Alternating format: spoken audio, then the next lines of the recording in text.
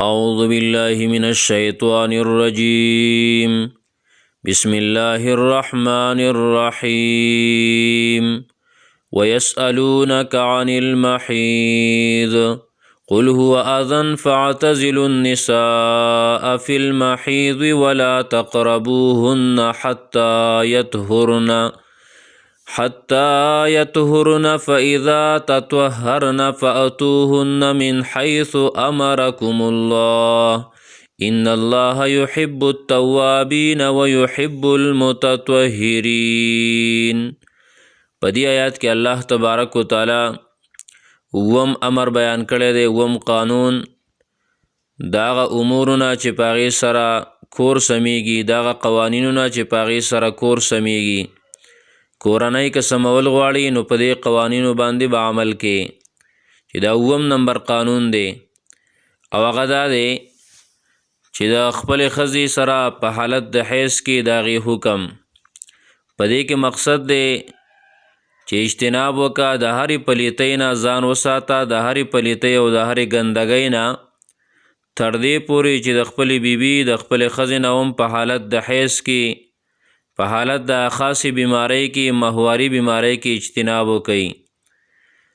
ربط او تعلق د دې آیات د مخکې سره هغه دا دی چې مخکې آیات کې د غټې پلیتۍ، د غټ ګندګۍ چې شرک دی، د هغې نه د اجتناب حکم یې وکړه چې د دې نه ځان وساتئ. او نکاح کول د مشرکې سره حرامو. وسه د وړې پلیتۍ او وړه ګندګي الله تبارک و تعالی بیانوي چې د دې نه ځان وساتئ. چې حیض دی اگر چې نکاح ورسره جایز دی، لیکن نزدېکت په دغه حال کې حرام دی.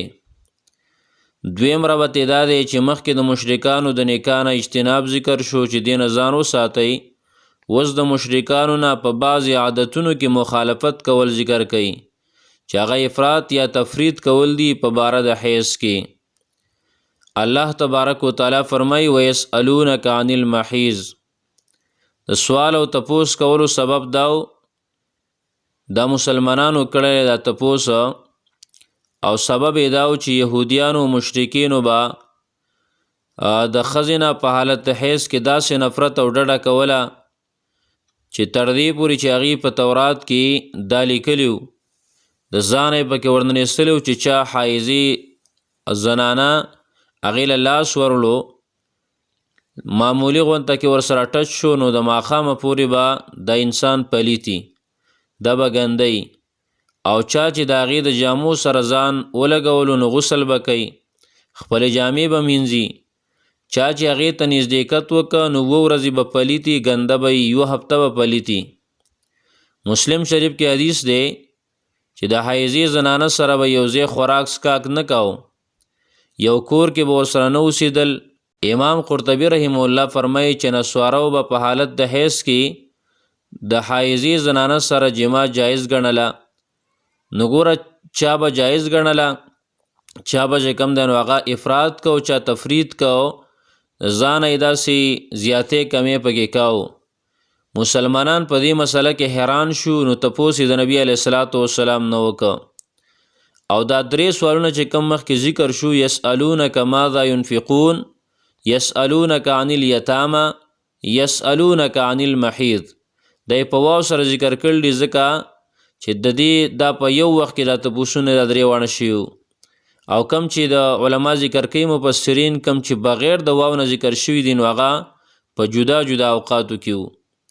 نو الله تبارک و تعالی فرمایي یسألونک، تپوس کوي ستانه پیغمبره، عن المحیض، په باره د حیض کې، په باره د ماهوارۍ بیماری د زنانو کې. قل ووایه پیغمبره هو اذن، چې دا ګندګي ده، پلیتی ده. فاعتزلوا النساء، نو جدا شئ د زنانو نه، فی المحیض، په حالت د حیض کې. ولا تقربوهن، او منځدې کیږئ دیو ته، حتی یطهرن، تر دې چې پاکې شي دیو. فاذا تطهرن، حتی یطهرن، تر دې چې پاکې شي دیو. او هغه پاکېدل هغه دا دي چې کله وینه بند شي هغه ودرېږي، او د هغې دپاره علماء احناف هغه بیانوي چې د دې کمه موده 3 ورځې دي، د 3 ورځو نه دا کمه نه وي، او زیاته موده هغه د دې 10 ورځې دي، د 10 ورځو نه زیاته نه وي. پیدا تطهرنا نو کله چې بیا ښې پاکې شي په غسل کولو سره، فاتوهن نو راځئ دیوته من حیث امرکم الله د هغه ځای نه چې حکم کړی دی تاسو ته الله تعالی، چې هغه ځای د فصل دی هغې ته راتلل کوئ، اولاد چې کوم ځای پیدا کیږي. ان الله یقینا الله تعالی یحب التوابین خوښی ډیر توبه ویستونکي، ویحب المتطهرین او خوښی ځان پاک ساتونکي، پاکان خوښی. نساؤکم حرث لکم فاتوا حرثکم انا شئتم. اوس په دې آیات کې الله تبارک و تعالی اتم امر ذکر کوي، اتم قانون ذکر کوي د هغه امورو د منزل نه، د کور د امورو نه، د کور د قوانینو نه. او په دې کې د جما کولو د خپل زنانه سره د هغې شرعي طریقه هغه بیان شوې ده، او د هغې مقصد بچی پیدا کېدل هغه الله تبارک و تعالی بیان کړی دي. نساؤکم زنانه ستاسو حرث لکم دا فصل دی ستاسو دپاره، پټي دي ستاسو دپاره.